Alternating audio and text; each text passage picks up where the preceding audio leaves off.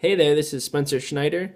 For this week, my big aha moment, if you will, was that teams are small groups, but not every small group is a team. So for me, the connection that made to me is I was just thinking over my experience with small groups is that a team is a small group that's trying to maximize its potential. So just reading over some of the differences between any old small group and a team, some of the things it lists is team goals are clear and specific. Teams have well-defined responsibilities. They have rules and expectations. Develop a clear way of coordinating. So I think these are really important things when you're trying to accomplish a goal. Because like a real life connection that I made was back in high school. I remember I had a small group that we were assigned small groups to do a science project. And the instructions were kind of just like, okay, get together and finish the project. So it was very loose instructions, if you will. And so us being high schoolers, we didn't really think about structuring it correctly. So we just kind of tried to figure out like, should I do this or should you do this? And, what are our expectations? Like, what do we want this to look like in the end? Should we, like, each one of us had certain response. So we were just really confused about what our responsibilities were, what our goals were. We didn't really have a clear way of communicating. So it wasn't structured like a team. Therefore, I feel that we weren't as effective as we could have been.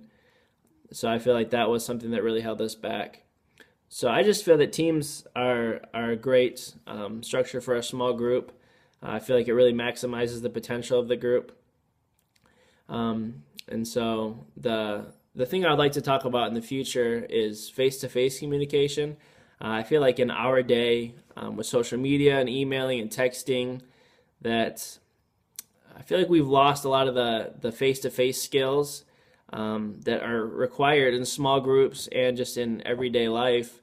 One thing that I thought of is I've been in small groups before where I knew one of the members of the small group had a lot of ideas and he or she was really smart, but they didn't feel comfortable in face-to-face communication. Therefore, they just kind of stayed quiet.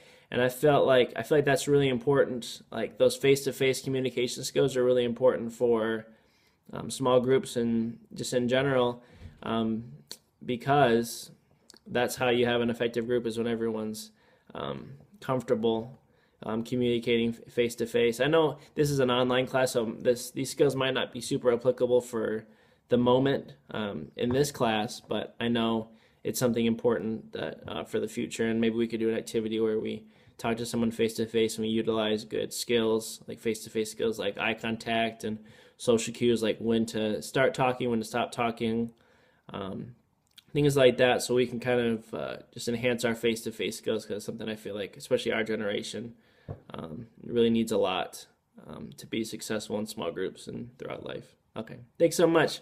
Bye bye.